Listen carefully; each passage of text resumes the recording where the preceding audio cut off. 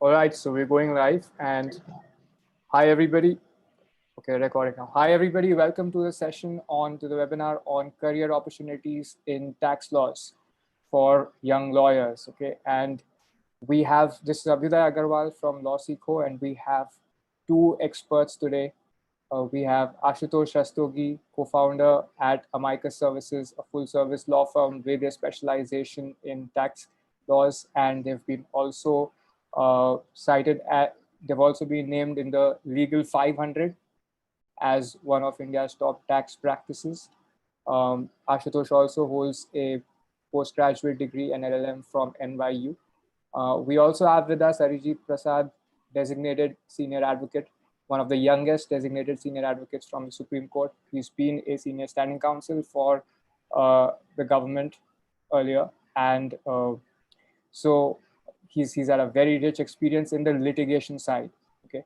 Now we're going to be having a 1 hour session where I'll be asking both of them both Ashutosh and Arijit questions on different kinds of career opportunities. But I just want to take a moment to welcome them and hear from them. Ashutosh, over to you, and Arijit, next to you. Yeah, it gives me immense pleasure to be here today amongst the young and future lawyers. Many of you would be tax lawyers, I'm sure, after hearing us. Uh, tax lawyer is something which is, again, people have in their minds that somebody who's done tax in their earlier days, somebody who's a commerce graduate, somebody who's done accounting would be a tax lawyer. There's nothing of that kind. A legal profession is something where you learn on your job. So just Right. like learn how to become a lawyer, similarly you on your job learn how to become a tax lawyer. And when you are Yeah. doing tax law, you do your constitutional law, you do your partnerships, you do your corporate law, you do your copyrights, you do everything which is there in other parts and branches of law as well. I mean, Yeah. there are various cases which we are doing at present and which we would be doing post COVID when the court reopens that has different facets of other laws as well. Right. So I'm going to get to that, and as I'm going to ask both of you to map out the different kinds of career opportunities and kinds of work that lawyers get. Thank you for being there with us, Arijit. Thank you very much. Yeah. Thank you very much. Yeah. Thank you, Abudaya. Thank you, Yeah. Ashutosh. Ashutosh, would you like to say anything to just introduce and to frame, or should I begin with the questions? Yes, thanks, Abhyuday. I think this is a very relevant session. And as somebody who's not a chartered accountant, but an economics graduate, and who didn't have commerce in 11th, 12th, but who's running a full-fledged tax practice, wherein we do not only code work, but we do transaction advisory, tax advisory, and that too transfer pricing.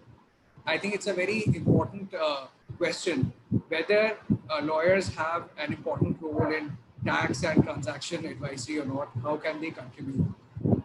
There are a lot Got of myths. There are certainly a lot of myths around, tax practice. That, as Arijit mentioned, that if I don't have commerce, I didn't have BCom, I don't have knowledge of accounts. Can I really be a good tax lawyer? What does it take to be a tax lawyer? And there are these fears in the minds of young lawyers. How deep can we go? For example, transfer pricing. So, as you might be aware, Amicus Advocates and Solicitors is one of the leading transfer pricing firms in India today, recommended for a number of years by Legal 500 as a leading transfer pricing controversy firm. So we have a team of lawyers only with, and they are not chartered accountants. So Abhyuday, as the session goes forward, we will Yeah. discuss on all these aspects. Got it.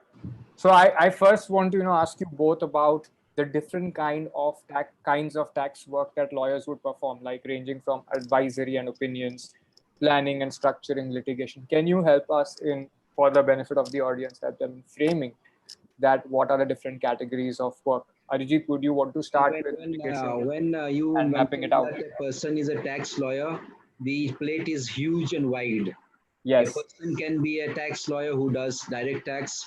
In direct tax, you have transfer price pricing, you have international taxation, then you have the General Income Tax Act. Then you have indirect tax. Indirect tax, you have GST, you have service tax, you have customs, you have central excise. So then you have various other taxes as well, which are like your taxes of the various states. Which used to be called VAT earlier, now which is called the state GST. Then in addition to this widespread of differences between direct, indirect tax and the various other smaller streams, you have advisory work. So you have the people in working in firms who would advise clients in the structuring, they would do the drafting, they would strategize as to whether you go for your normal assessments or if there is any problem with the jurisdictional issue or your principle of natural justice are being affected. You go for a writ petition file in the High Court. Then you have people who argue matters only in Supreme Court. Then you have people specializing matters and specializing and arguing matters only in the tribunal. Then you have people who go and argue matters before the assessing officer. People are going before the CIT. Therefore, there's a huge spectrum. Then you have people working in the law firms, and again, you have people who are working in the accounting firms. So the kind of work that one does is huge, and the opportunities for a tax lawyer is also very huge. And as far as litigation is concerned, you said, Arijit, that it could really depend based on the type of, whether it's an indirect tax or a direct tax that that is your subject matter of expertise, and the forum. So your forum could be, let's say, a CIT appeals or an ITAT, or it could be a high court, or it could be a Supreme Court. And that's how lawyers would be choosing their forum to practice, or would be specialized. Absolutely.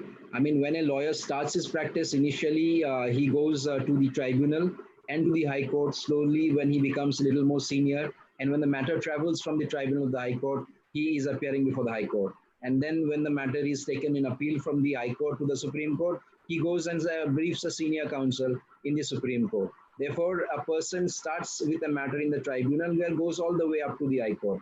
So far as the tribunals are concerned, that's where generally the lawyers start with tax matters. Your assessing officer and CIT, it is basically taken care of by chartered accountants. But so far as transfer pricing is concerned, and if there is a jurisdictional issue or something more complex, then a lawyer comes in as well. Right. And would you say that there is a difference, in terms of success or reputation or earnings, if depending on the forum? Like, is it that, that the highest level of tax law argument must be at the Supreme Court? Your remuneration increases according to the increase in the stake and your expertise. So what happens is your tribunal is the first fact-finding authority. So far as the facts are concerned in a matter, tribunal is where your facts gets crystallized. So only when there is a question of law involved that you go to the High Court. And again, under 260A, you go to the Supreme Court. So as you go higher in the hierarchy, the question of law becomes finer. So far as the facts are concerned, they get crystallized in a tribunal. They can be interfered only where there is perversity in the High Court, otherwise not. Right. So we could say that as long higher stakes matters are likely to go to higher stages of appeal, especially if there are questions of law and not facts. Absolutely, because facts gets crystallized at the tribunal level. So if a fact is something which has been crystallized in a particular manner and the SSC doesn't like that fact, or he thinks this fact is wrong, then he would say that this fact is perverse in nature, then he can get it aside by going to the High Court. But so far as otherwise is concerned, you go to the High Court and Supreme Court only on the question of law. So there are judgments to the effect what would amount to question of law. So therefore, as you go higher in the hierarchy of the forums, the question of law becomes very fine. Therefore, they could be appreciated with more experience. That's what people think. And therefore, you have different people arguing different matters in the different forums. Right. And also, even if there are very strong questions of law, but the stakes are not high enough, then a client may not want to go to appeal. And even revenue may be setting targets. Absolutely. That, so far as the revenue is concerned, the revenue would file an appeal in the Supreme Court if the tax effect of the matter is more than 2 crores. So far as the High Court is concerned, if it's more than 1 crore, and would file an appeal from the tribunal if the matter is 50 lakhs. Got it. So you have a threshold limit given therein. Right. Okay. Ashutosh, how would you profile the work? Thank you, Arijit. So Arijit has given us a very nice explanation on the litigation side of things. Thank you. Yes. So Abhyuday, certainly tax is a very wide practice area. So within tax, there are subject-wise categories: international tax, direct tax, and indirect tax. So this is subject-wise categorization. And then within tax, as a matter of practice area, you may also have appeal level or litigation stage-wise classification. So, for example, you will have litigation before the assessing officer, before the commissioner appeals, right up to the tribunal. Right. Thereafter, you will have higher courts, which will be High Court and Supreme Court. So what we are seeing is that there are some lawyers who are specializing in the higher courts litigation, or what we call as the litigation counsels, who only litigate matters and appear before the tribunal or High Court, Supreme Court, or in some cases only the High Court and Supreme Court. So that is one category of a law practice. Right. Now, another category of tax practice would be wherein you do tax practice end to end. So you may also do the planning for the client, tax planning for the client. And if a dispute comes up with the tax authorities, also represent before the tax authorities. So you will be covering the entire spectrum, maybe right up to the tribunal level. And in case it is a law firm, like in our case, we cover right up to the apex court, wherein we engage with the senior counsel, brief them on a matter. And if the matter goes above tribunal to the High Court or even higher, then we take help of senior advocates like Arijit, or other counsels, and we take the matter forward. So that is a level-wise categorization you may have for your practice area. And of course, one is the subject-wise. Coming to the subject-wise categorization, there is indirect tax and there is direct tax. Direct tax has domestic corporate tax and also international tax, and another niche area within international taxation or direct tax is transfer pricing. So you have all these different buckets. Well, it really depends upon the individual lawyer's liking and passion, which area is his calling. And there can also be lawyers who are exposed to most of these areas, because at the end of the day, a tax lawyer, or for example, a senior counsel doesn't do just direct tax matters. A senior counsel takes up matters, whether it's a direct tax, whether it's a GST, or whether it's a transfer pricing matter. So as you go higher up, you end up becoming more of a tax counsel. But perhaps at lower levels, you may begin with some specialization, whether in direct tax or indirect tax. So yes, these categories also aspiring lawyers need to keep in mind.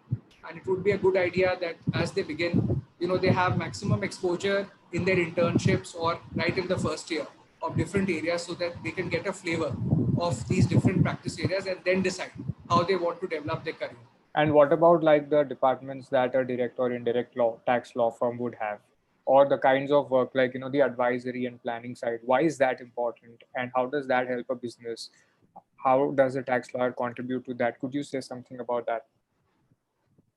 Well, depending upon the size of the law firm, you can have different divisions for each practice area. So there'll be some law firms which will be having a dedicated team for direct tax and a dedicated team for indirect tax. Correct. So, but is disputes a separate part of that, like when there's a full service firm? So again, this would depend upon the individual firm policy. So in the indirect tax team, normally I would expect that the indirect tax team does not only planning and advisory, but also does litigation. Similarly for the direct tax team in a law firm setting. You could also have smaller law firms wherein they just have lawyers who are doing all tax assignments, whether indirect tax or direct tax assignments. And in that case, they will get a more rounded exposure of tax overall as a discipline. And they may also be doing litigation. So it really depends upon your staff strength and the number of matters you have and the kind of matters that you do. So there's no hard and fast rule there. I personally believe that to begin with, in your career, you should have maximum exposure to all areas of tax. And especially now, after the advent of GST, a plethora of indirect taxes have been replaced by one law, which is the GST regulations. And state regulations are just the mirror image of the central GST regulation. So it is not a very complex law anymore. It is very much possible and easier now than before for tax lawyers to be having knowledge of laws across the tax spectrum. Okay, so I had a question regarding this to both of you actually, which is that apart from the nature of the statutes themselves, is there a difference in the nature of direct and indirect tax practice? Why is it that sometimes the firms also which are practicing or specializing in direct and indirect tax are different, right? So is there a difference in the nature of law, the way you go about providing solutions to a client? Is there anything? Yes, yes. I've unmuted. I've asked you to unmute. It doesn't allow me to directly unmute. You can unmute yourself, I think, Arijit. Okay. Yeah. So what happened is, the various firms and lawyers practice either direct tax or indirect tax or a GST. This is mainly because of the fact that direct tax itself is very, very, very vast. And the kind of matters that you do in direct tax is very different from indirect tax. Direct tax, what it makes, indirect tax, what you basically do is interpretation of the statutes. So you have to interpret each and every section. And when you interpret a section, it means interpreting each and every word of that particular section. And there are various guidelines and various judgments which tell you how you interpret a section. So the Income Tax Act in itself is very vast. The domestic, it's divided into domestic income tax, international, and then you have your transfer pricing, where it's a few sections which is of transfer pricing, where Asutosh specializes. Then indirect tax is what you have basically to depend upon your notification, exemption notifications. It's not more of a interpretation of the section per se. So what you have is basically notifications coming out of the excise department, income tax department, GST department, and those notifications basically guide so how your assessment is being done. Therefore, somebody who practices in the indirect tax has to know as to what are the latest notifications and why those notifications came into being. Like if you have a direct tax litigator, from the government side, he would basically say it's a literal interpretation. Whereas the lawyer from the department, if he says literal interpretation, the SSC would be say harmonious or a purposeful interpretation. So what indirect tax is more of an interpretation of a section. So far as your indirect tax is concerned, it is basically your exemption notifications, your exemption circulars. Those guide you as to how your assessment is going to take place. So one has to kind of be abreast with all the notifications that have come up, that has come up in a particular area of your matter from the beginning till the end to see how a particular assessment has to be done. And it's very difficult to keep track of the notifications which come up in a particular area. So if you are practicing indirect tax, you know as to where to find that particular notification or a circular, or which notification or circular came when. So therefore, it's difficult so far as lawyers to kind of be either indirect tax or both indirect and indirect tax. People initially therefore start with direct tax or indirect tax, whatever one feels like is more interesting to him or her. And slowly along with time, they keep on going ahead with whichever branch of direct or indirect tax they have taken up with. And slowly they specialize in that particular area. So as you go further up in the hierarchy, ultimately it's a question of law that comes into your dispute to be resolved by the High Court or the Supreme Court. So therefore, once you reach a particular stage, when it's only the fine question of law to be decided, then you would be doing both direct, indirect tax as well as GST. So that's how the reason why this demarcation in direct, indirect, and GST. Correct. Got it. Ashutosh, would you like to say something about it? Okay, I think there is there a power issue there?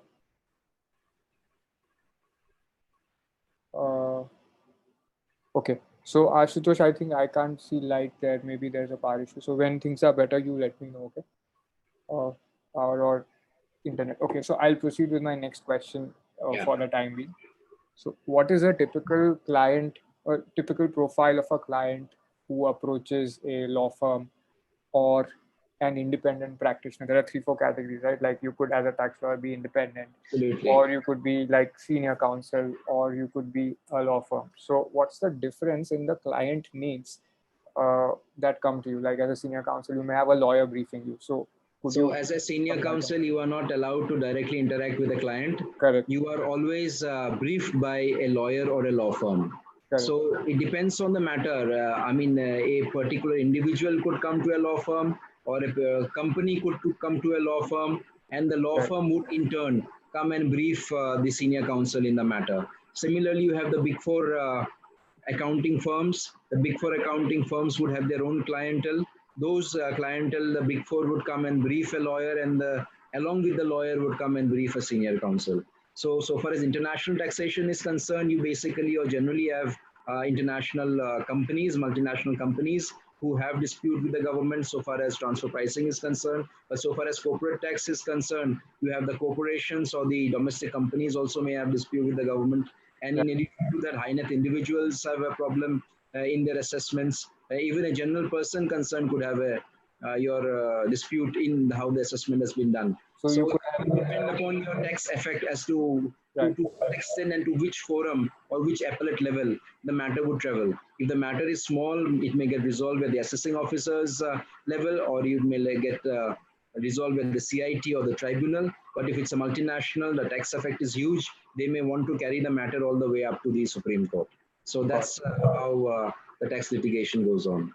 So it's basically, it could be an HNI, it could be a promoter, or it could be a general counsel, or it could be a CFO. Like these could be and if you're a senior counsel, obviously you would have a briefing counsel who would be there along with the entire team. Absolutely. So from a normal individual to an HNI to a company to a multinational company.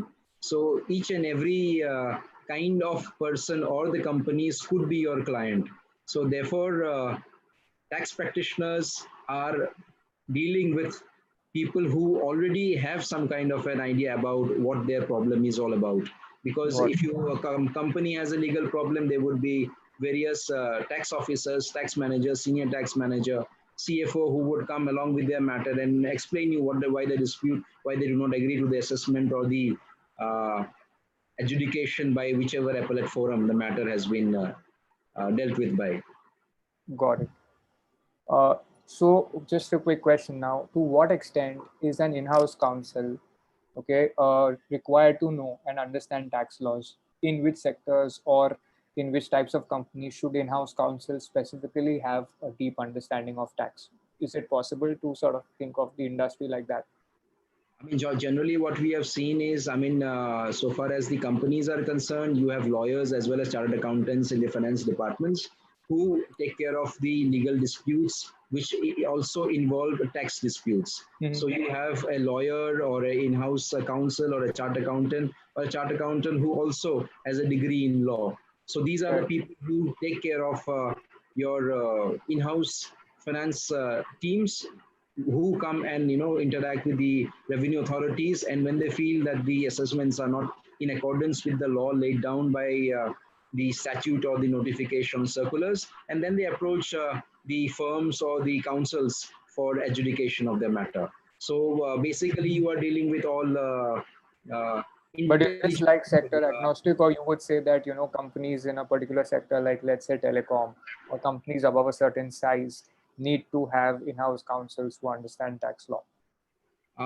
It's always a matter of your business decision as to, after reaching a particular threshold of your turnover and size, you generally have a department, and legal department is also costly. So bigger companies like Reliance, Tata's, they have a huge department of lawyers and chartered accountants working in the finance teams. But in smaller companies, they would probably want to outsource this kind of work to your law firms and all.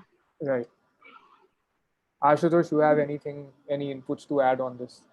Yeah, so from your experiences. So you will have to just repeat the questions, because I was asking that, is it possible to sort of explain as to which are the most tax litigation prone sectors, or in which sectors does an in-house counsel need to know about tax laws? Okay, maybe you could identify sector-wise that in these sectors, tax knowledge is must. Or you could say that if the company has a turnover exceeding a certain amount, then it's likely that you will run up with, you will have tax issues with authorities. So you'll need somebody to plan even in-house, and not just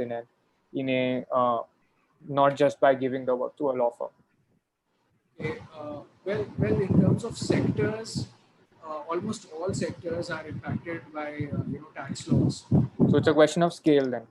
Yeah, it's really a question of scale, and how frequently is your structure being reorganized?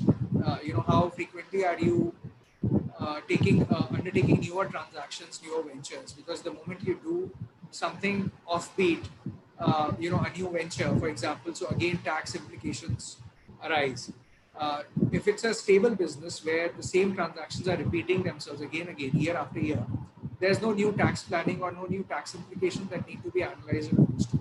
But if within your business, say because of scale or because of any kind of financial instability, for example, because of the COVID crisis, there's a lot of restructuring that could be going on. So you need to again examine the tax impact. So there, that business shall require need the help of tax professionals to better cope up with the situation. And if you, of course, you've got into litigation with the tax department, then also you need the help of tax professionals, as tax litigation generally has a tendency to keep going on for years together. Because once on a particular issue, the tax department takes a stand, whether it is indirect tax or whether it is direct tax, and you have a similar issue coming up every year, then more often than not, you will have litigation going on for all those years put together. So what we see is that for any organization on the same issue, you have tax litigation for a number of years together. So, but all this, whether it's litigation or whether it is transaction or structuring advice, depends upon your scale and also how diversified and how complex you are as a business. So the more complexity you have, the more the need for maybe an in-house counsel to advise you on tax matters. And definitely, if you have a conglomerate or you have businesses under multiple sectors, multiple businesses. I would like to add one more thing here, that if you are a local business, then your the assistance that you may require may be more on the domestic side, which will be GST and maybe the corporate tax. But if you are a multinational company and you are having international transactions, then you need the help of people who are specializing in international tax and transfer licensing. So that also makes a difference. And of course, in case of an MNC, you will need both. You will need the support of tax professionals on the indirect tax side, as well as on the direct tax and the international tax side.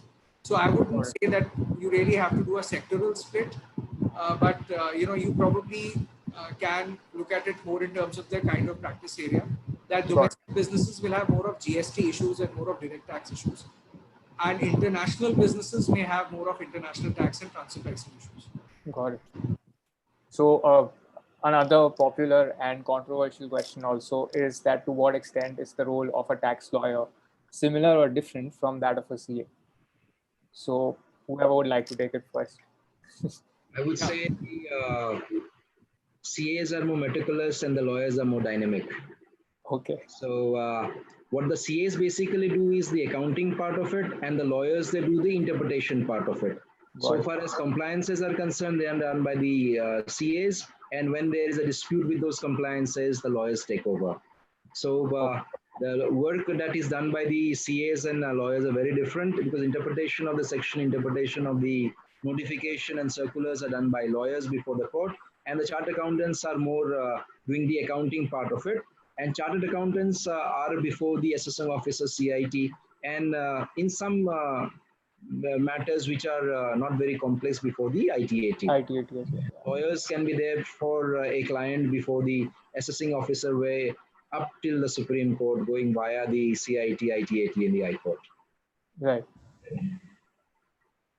So that's the demarcation that we generally see between a lawyer and a chartered accountant. So far as in a firm is concerned, chartered accountants are more in the big four accounting firms like Deloitte, PricewaterhouseCoopers, EY, and lawyers are more there in the your law firms, like what you generally see. So generally you don't have chartered accountants working in the law firms, and but you have lawyers working in those accounting firms as well. So the plate of a lawyer is far more wider and complex, and far more dynamic to work with, and the opportunities are in comparison a little more than what you have for the chartered accountants. Got it. Thank you so much. Ashutosh, you want to add anything to that? You need to unmute. 1 second. Now you need to unmute. You'll have to unmute. Yeah. So, well, yes, I think this dichotomy, between chartered accountants and lawyers, I always felt right from day one when I got into this profession, I felt that this was a false dichotomy. In law, chartered accountants are allowed to argue up to the tribunal level in tax matters. And similarly, in GST also, they can represent before the authority for advance rulings. before the High Court, Supreme Court, only lawyers can represent. But in terms of qualification, I feel that this really is a false dichotomy. That chartered accountants, if you need to be a chartered accountant to take up tax law. I have done only law, and I am like my firm, including my team. We are doing transfer pricing, direct tax, GST, and we are doing tax matters right from the lowest level to the highest court. So I think it really is about what is your passion and how committed you are to learning tax. Then you can pick up all the learning on the job. Even you can acquire basic knowledge of accountancy and commerce by reading up books. You don't really have to be a BCom honors graduate, or you don't have to be an accounts honors person to understand the basics of accounts and tax. So the role is pretty much there for both of them. Yes, certainly the return filing in tax, whether it is GST or whether it is income tax, that is the chartered accountant's domain. I don't think that too many lawyers are doing that. But when it comes to litigation, I see even chartered accountants are also doing that up to the tribunal level. Lawyers are certainly doing. Yes, above the tribunal level, the law only allows lawyers to take disputes to High Court, Supreme Court. And it's a very good harmonious relationship that we have, in fact, with a number of accounting firms from whom we get a lot of work, litigation related work whenever there's interpretation issue. Then also matters are referred, and also a lot of transfer pricing work is referred.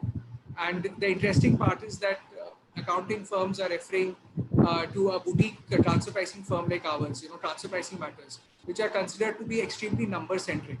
And yet it is a team of lawyers which are handling that and advising on these complex issues. So I would say lawyers should not hold themselves back just because they feel that tax is very number centric. They should give it a chance. They should overcome that fear. And once they've overcome that fear, there is really, sky is the limit. Got it. Thank you. So one more question. How is an arguing counsel's work different from that of a lawyer working in a law firm, given that tax practice is primarily disputes oriented? Can we say that actually? Definitely, the work of an arguing counsel is very different from the work that's been done by lawyers in the firms. The lawyers in the firms would be basically doing the drafting work. They're preparing the written submissions. So far as the arguing counsel is concerned, he would argue the matter in the court. So, I mean, the difference between a, interpretation of a section is very fine law, right? So far, the way you have various ingredients you put in a pot, and then, cooking is done and a dish comes out. So what happens is the lawyers who are in the firm would be getting all the ingredients and putting in the pot. So far as the amount of ingredients, the quantity of it is concerned, that is to be put in so that you get the right flavor and the right taste is done by the arguing counsel. An arguing counsel should be having an ability to think over your feet, somebody who is appearing in the court every day. So he knows how, in a particular matter, the questions that may arise in a particular case. So he has to prepare in anticipation of the question that may fall from the court. And standing in the court and arguing a matter and answering the judges is something which takes a lot of practice and time. That's why it is called a practice of law. The more you practice, the more finer your arguments, the finer your appreciation of statute, the finer of your appreciation of the question of law becomes. Therefore, as you start your law practice, initially you help, the people to creating the dish. But as and when you slowly become more experienced, what are the ingredients of different kinds of ingredients that are to be given. So slowly with experience, you start becoming an arguing counsel. You start with the drafting matters, then you start briefing a senior counsel, and then you become an arguing counsel. When you brief a senior counsel, you would know as to what are the questions that may come from the court, which the senior thinks are the propositions that are involved. So they would ask you questions, then you have to answer them. You have to find out from researching as to how you, came to what you have written, what has been your mindset, what is the reason for doing that. So these are the kind of questions which, come from the judges as well. and to stand there before the judges and to answer a question, because you get for an admission matter a minute. So you have to summarize everything in a minute and place it before the court. So that is something which comes only with experience. Therefore, the work that drafting counsel does and then the senior arguing counsel does, there's a huge difference. And you also appreciate law more as time passes by. You deal with various different kind of matters, and it's like going from a CIT to a tribunal to High Court. That's how even a lawyers practice in this particular, area of taxation law, or any other branch of law is concerned. You start from drafting, then you brief, and then you finally go and argue a matter. Because the courts, High Court and the Supreme Court appreciate only questions of law, and that's the last forum where your matter is to be adjudicated. And once if your matter gets dismissed, that's the end of it. But to what extent then do the disputes teams inside either in a tax law firm take part in the arguments and the hearing stages? The team of lawyers in the law firms would make the basic draft, and the leader of the team would then kind of see that everything is, all the ingredients or whatever is required to be done, the questions of law has been put in, the adequate research has been done. They would make the final draft. Then they would take that particular draft and file it in the court, or they could also take it to the senior counsel to show, okay, this is what is our dispute, these are the questions of law which we have brought in, and these are what we think may be put before the court. Out of all the 15 questions, suppose you bring in your petition, the senior counsel is just going to decide as to out of this 15, which are the 2 questions which will appeal to the court and which could be something which requires a consideration or adjudication from the court. So therefore, the role of the counsels in the firm is to prepare the document and file it in consultation with the counsel if they so want. Because tomorrow you may file your petition and then go to a counsel to say, okay, this is what we have created, this is the document which you have filed, and you need to argue the matter. But the senior counsel may look into the law and your petition and say, okay, you filed a petition, but this is the question which is most important, which is missing in your petition. Okay. How do I argue that question? Unless the question has been put in your petition, you can't argue that question. So therefore, and your finer appreciation of law takes place as you put in more time in the profession. So when you join, you start from drafting, and finally, when you reach a particular stage, you get into arguing. Got it. Ashutosh, you wanna give your inputs based on your experience, and also please let us know if you, to what extent somebody working in a law firm in the disputes team in the tax side gets the opportunity to argue and practice arguing and representing a client before a CIT appeal or an ITAT or at High Court level. Yeah, so when it comes to disputes, now, you can have disputes at various levels. So one will be at the lowest level before the tax authorities, so which is the assessing officer, or let's say the transfer pricing officer. Then as you go upward, before the commissioner appeal, income tax appellate tribunal, High Court, Supreme Court. Now, if you are with a law firm, you can have chances of participating in the dispute resolution process at any of the levels. You may appear with your partner or with the senior before the commissioner appeal or before the income tax appellate tribunal. In case you go higher and should you choose to engage a senior counsel, then you can prepare the appeal documents to be filed before the High Court. You can even prepare the briefing notes for the senior counsel. And all that is an equally important job, because you have to, the success in litigation is not just about making the arguments properly, but it is also about picking up the right arguments and giving the right legal basis for the arguments before a court, which will convince the court. So a lot depends upon the briefing counsel's ability to point out the right arguments to the senior counsel, to also help the senior counsel identify the evidence within the file, which will substantiate those arguments. Because when you are arguing a tax matter before an appellate tribunal or before a High Court, many times judges want to have a look at the evidence as well, which corroborates your arguments. So those evidence also have to be there in the annexure or in the file. So the briefing counsel has to be well versed with the entire file, knowing where is which type of evidence. And the senior counsel, in fact, in some of the briefing hearings with the senior counsel, a senior counsel is almost like a judge, and the briefing counsel is like the arguing advocates. So the briefing counsel will ask various questions to the briefing counsel, that where is this, where is that. So that is kind of a rehearsal for the the briefing counsel and the arguing counsel together have to work collaboratively to ensure the success of a litigation outcome. So definitely there is a lot of scope for lawyers in tax, and this kind of litigation, now we are seeing litigation in tax is on rise, whether it is GST or whether it is direct tax, international tax. In international taxation, it is because of BEPS, base erosion and profit shifting, which is rejigging the entire tax system and the way we think about direct tax.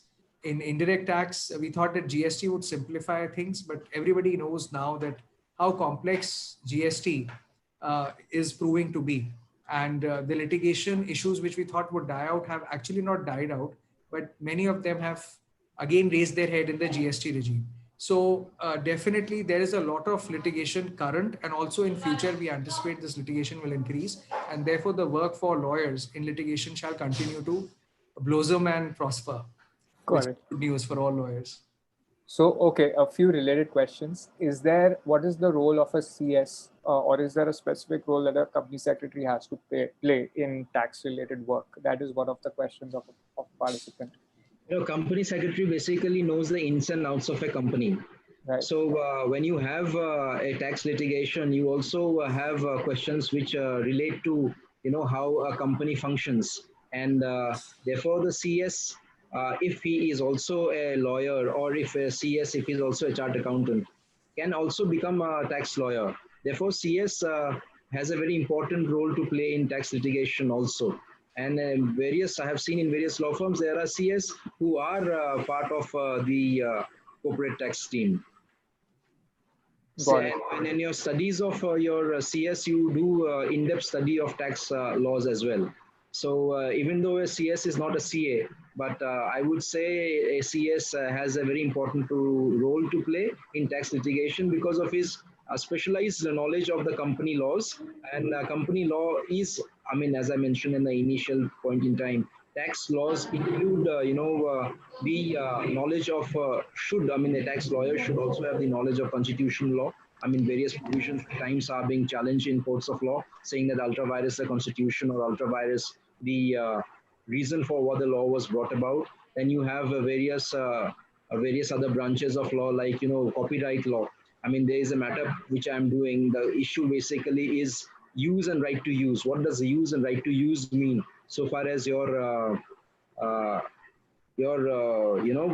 computer softwares are concerned? If the computer software are being sold simpliciter, you don't pay tax on it. But if the computer softwares are customized, then you pay, pay royalty. If it's a royalty, you have a withholding tax. Now, how do you decide as to whether it's going to be a withholding tax or it's a sales simpliciter? You have the DTAAs, that's a double taxation avoidance agreements. So the double taxation avoidance agreement says that if you are using a particular software, use or right to use, then you it's a royalty. If it's not a use or right to use, it's going to be a sales simpliciter, right? So now what is use and right to use? That has to be interpreted. Suppose the use and right to use is not there in the DTAA, then you look up the domestic law. And when you look at the domestic law, what do you look at? You look at the copyright law. Therefore, in this kind of a situation, the lawyer concerned who's doing the matter not only needs to know the Income Tax Act section, royalty comes under International Taxation Section 9(1)(6), and then again one has to know the copyright also.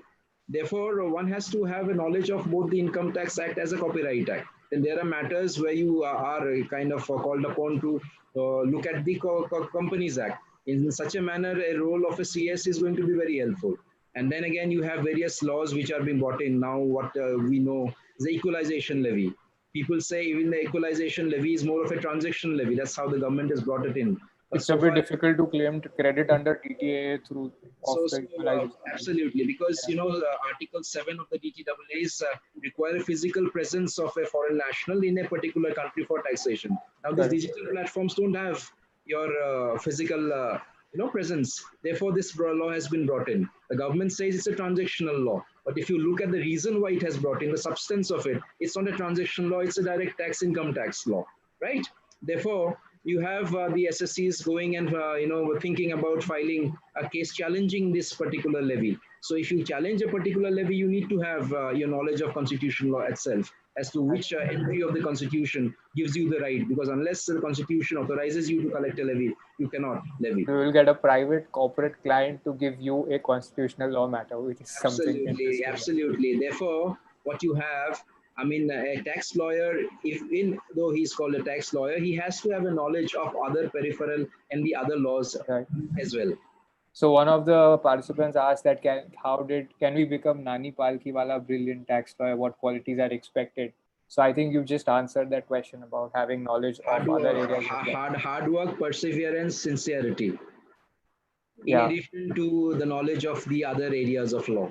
Correct. And I think because your law of your income tax or central excise or any other law can't function in a vacuum. It has to take help from the other laws, because when you have a dispute, it may relate to a company law question, it may relate to a copyright question, it may relate to a constitutional law question. Because the tax is on a business transaction, which requires you to get into the law or the contract applying to the transaction and then do a real interpretation. So there's absolutely. And second, I mean, so far as as Ashutosh has mentioned, transfer pricing is concerned, you have somebody who has a background in economics or a commerce, understanding the transactions and complexities of it more, than somebody who would, I should not say so, done a non, commerce or economic subject.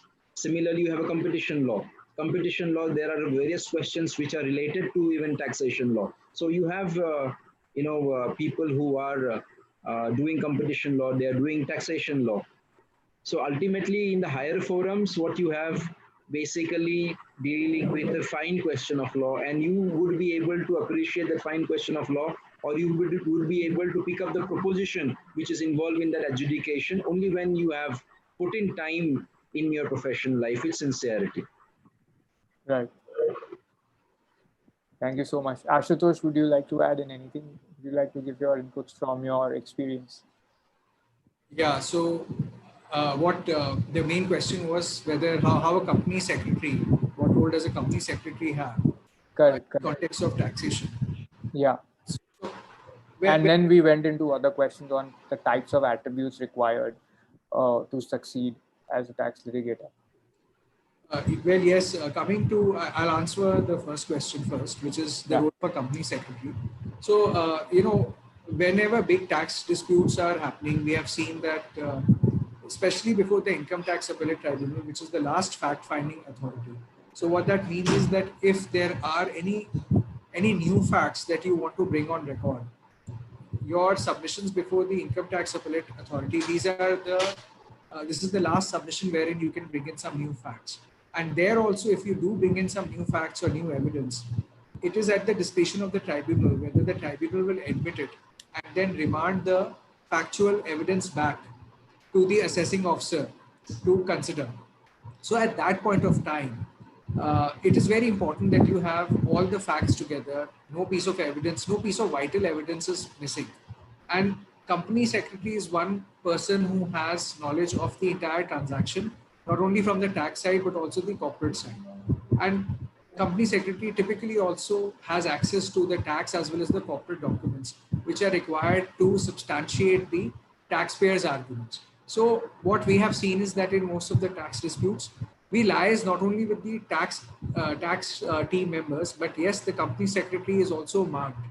And company secretary has some vital inputs on the timing or the nature or the background to the transaction, as well as sharing of the documents, apart from giving substantive inputs on the arguments. So you cannot underplay the role of any team member from the corporate team side when it comes to a big ticket tax litigation. So that is more on the role of the company secretary. Coming to the necessity to be diversified in your approach towards tax. And when I say diversified, you need to have eclectic knowledge drawing upon various sources. So if you are an indirect tax professional and you have no idea of what is international tax, or what is transfer pricing, what is corporate tax. Uh, at some point or the other, it may become a roadblock for you for furthering your own understanding of GST or indirect tax. And similarly, vice versa. If you are a GST, if you are a direct tax professional and you have no idea of GST law, you may also hit a roadblock when you come to some interface between direct taxation and GST or international taxation and GST. I will give you one example. So, for example, when you are importing goods from your sister concern, overseas sister concern, uh, and these goods are being brought into India, what are the tax laws which impact on the import transaction? Of course, there is transfer pricing, which determines the price at which you have to purchase from a related party. At the same time, customs regulations also kick in. So even while there is GST regulation in place, the customs duty is still there. And there are special provisions pertaining to related party valuation under both customs law and also under transfer pricing shall kick in. For any transfer pricing expert, it is important that he must also understand what is the pricing which has been undertaken for customs purpose, or what is the documentation which has been maintained for that regulation. It could be a comparable uncontrolled price or a price of a similar good. That might very well work in the transfer pricing defense as well. So if you do not have knowledge of the requirement for related party evaluation under customs, you would be just doing your transfer pricing defense in vacuum. There is another interesting concept of agency. What is an agency? Agency arises from your Contract Act, wherein agent is a person who acts on behalf of the principal.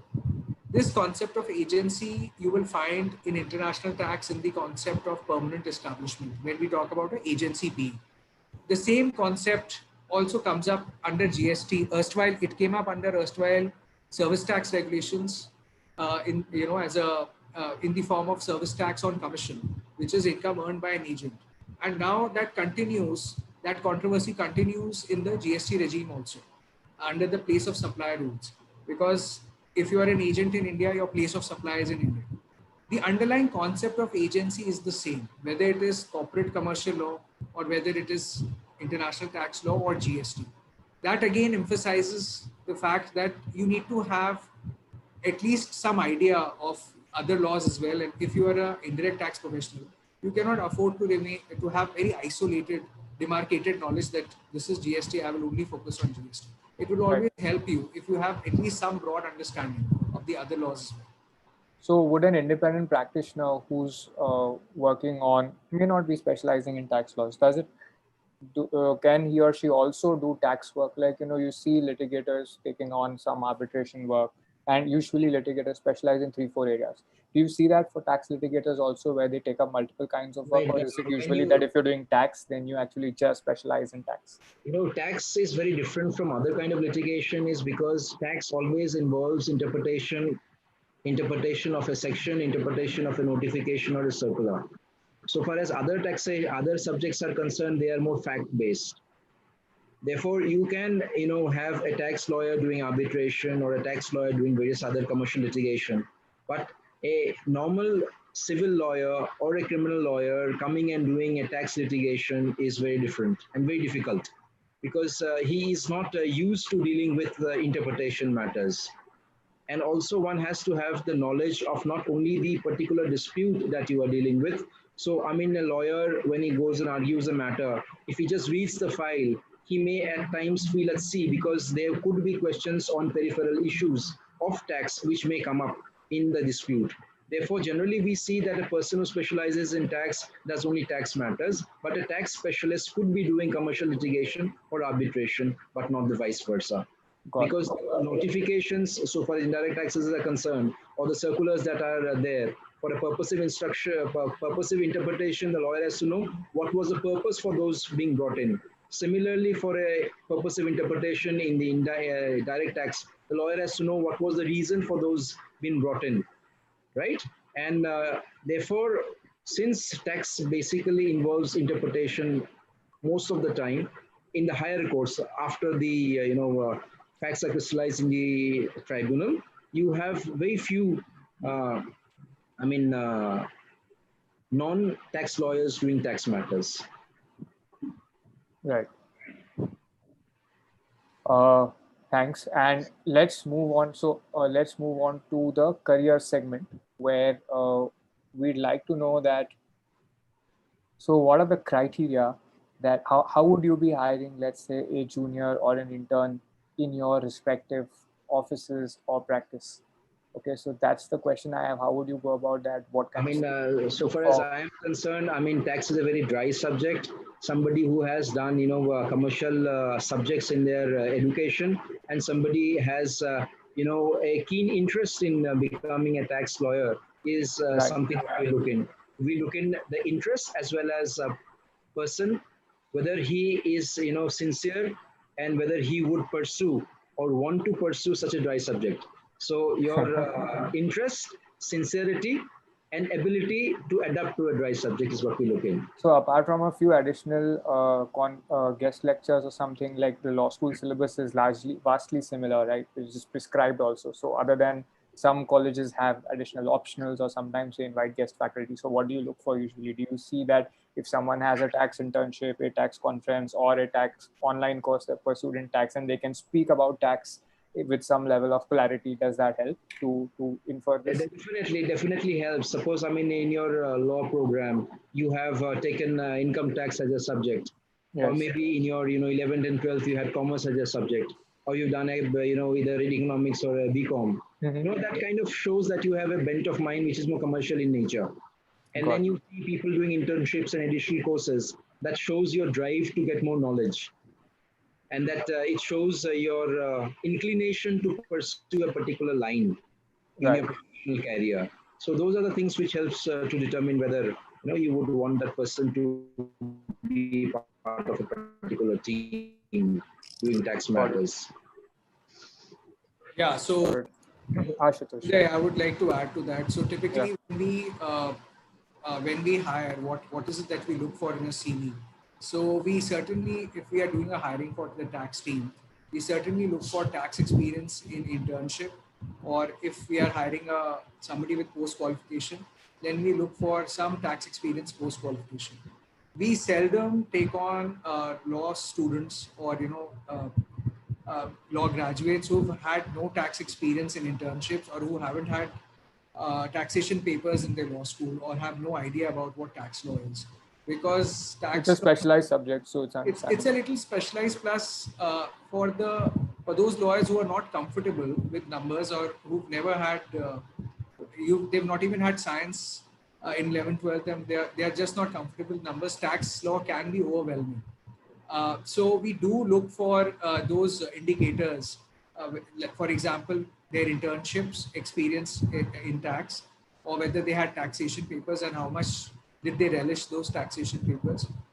And in case we get those indicators which tell us that this candidate truly enjoys tax, and of course in our meeting and discussion with the candidate as well, if the candidate we are able to make out that the candidate is passionate about tax, then certainly we go ahead with it. But it has not been a good experience with our experience with lawyers who've never dealt with tax at all.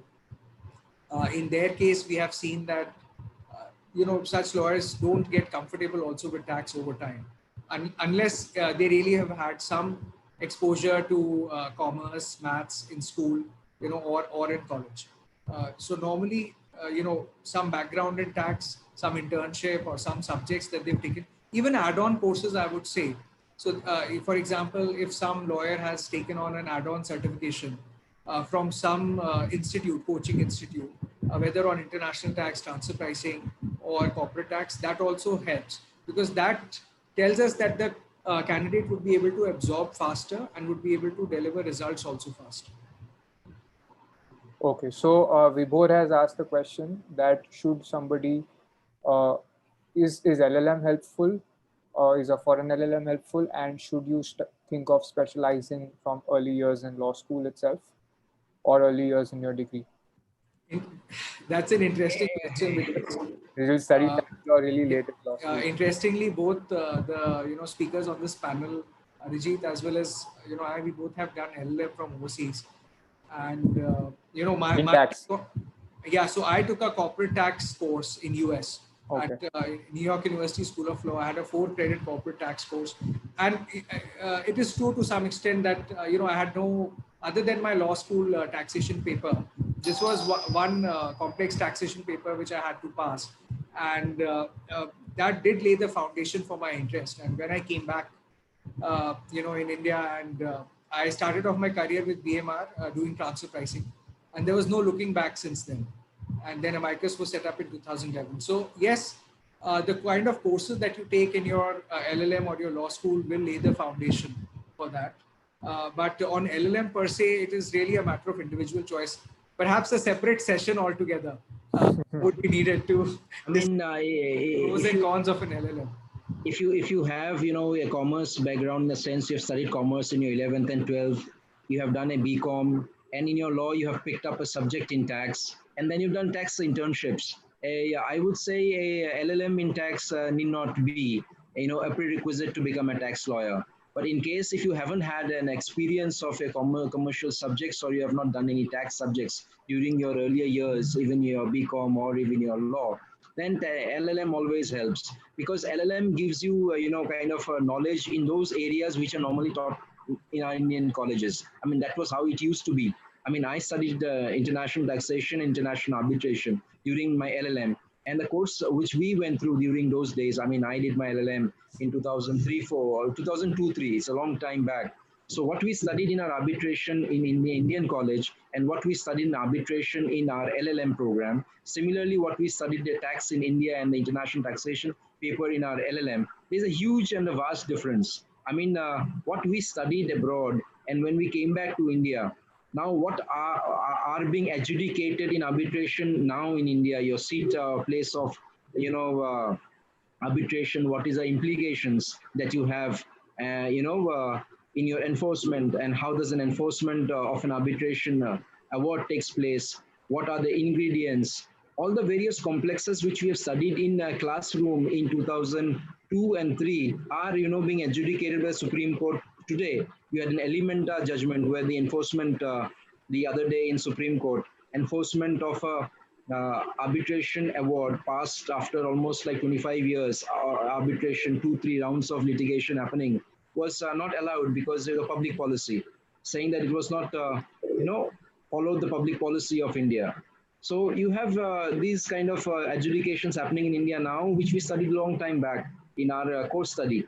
Similar international taxation, DTAAs. I mean, I don't recollect, studying about international taxations, your permanent establishments, and how to interpret them in our coursework, so far as our undergraduation is concerned, or even during our law is concerned.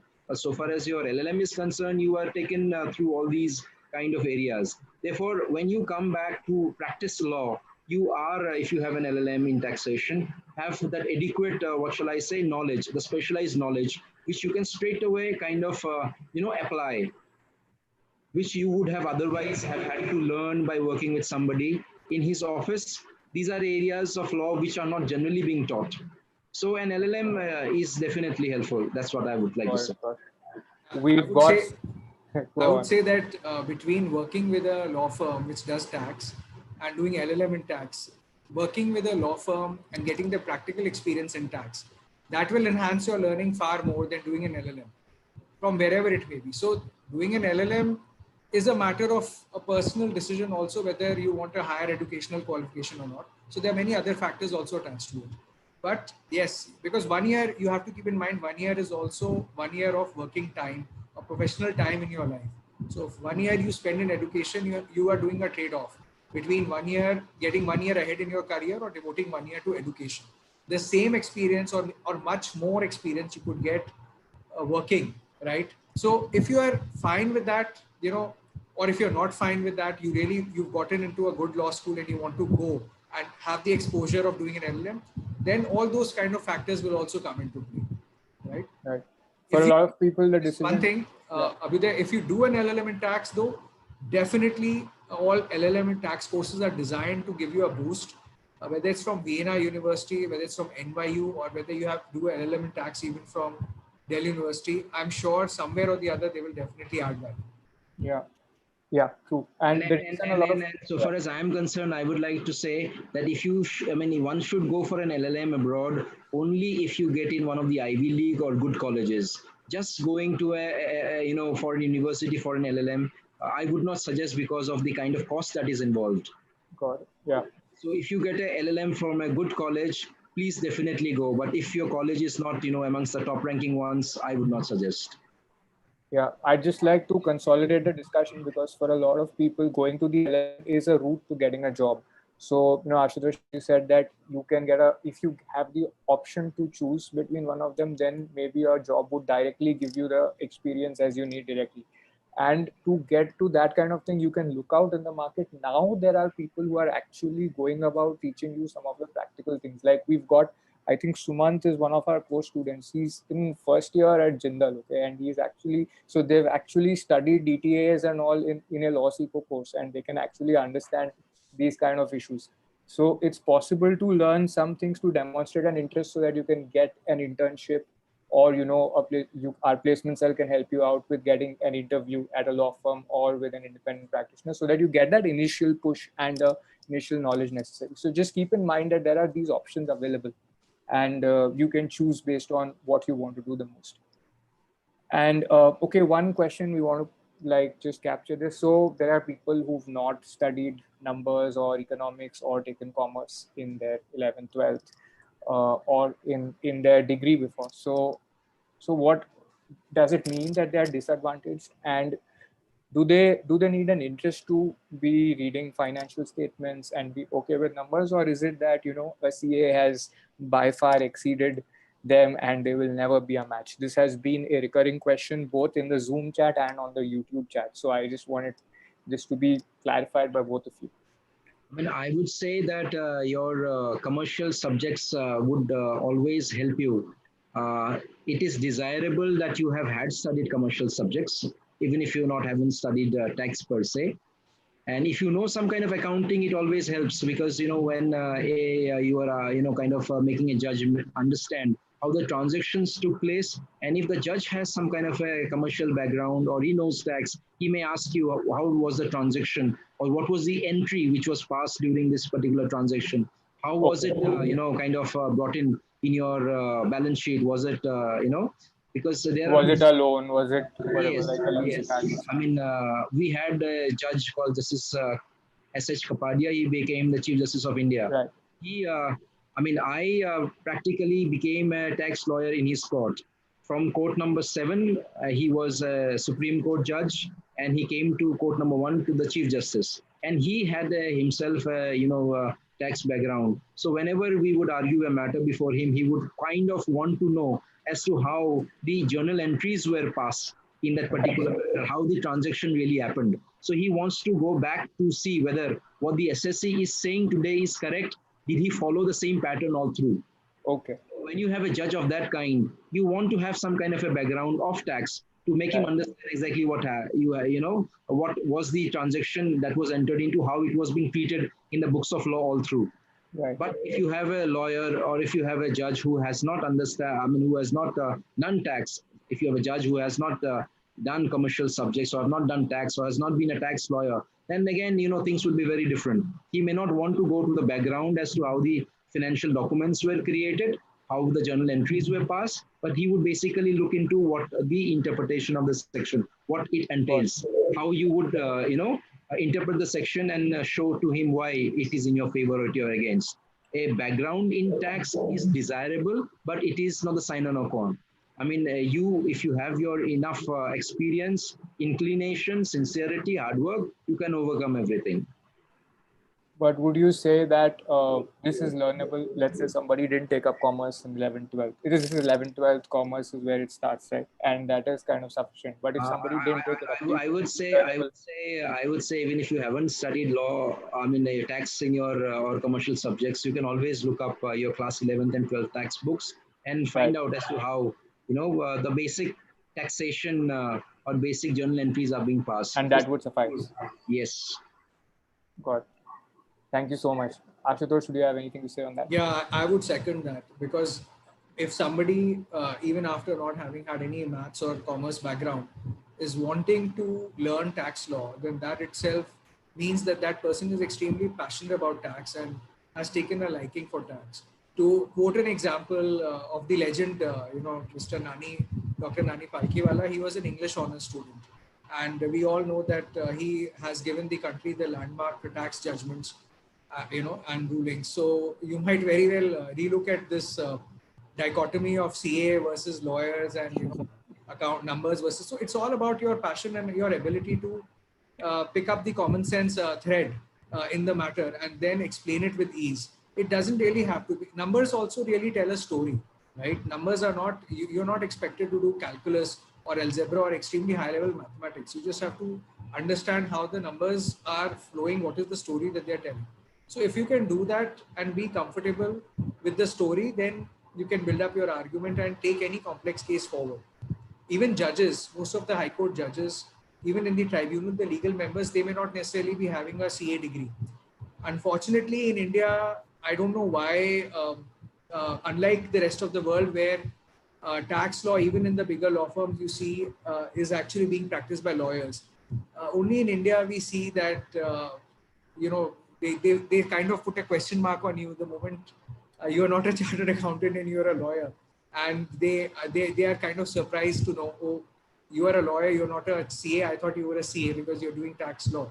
I don't know why that dichotomy exists in India, but it's really, it's unfortunate. And lawyers should really come forward and pursue tax as their passion. It really is their calling. Got it. So thank you so much, Arijit and Ashutosh. We've been asking questions for each segment simultaneously. So I do not have pending questions. In case somebody has a last question, you can ask here.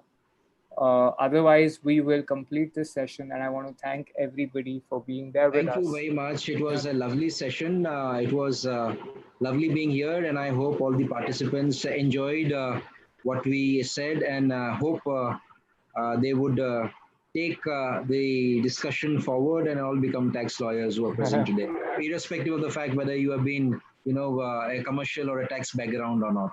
Yeah, so I'm leaving my Calendly consultation link in case somebody wants to know how to build a career in tax laws. We can have a one-on-one conversation and we facilitate your career path to be a tax lawyer. That's a free consultation, so don't worry about that. The link is shared with you all on chat. Thank you so much, Arijit. Thank you very much. Thank you, Abhijit, for having us. Thank you. Thank you. Thank you so much. Yeah. Bye.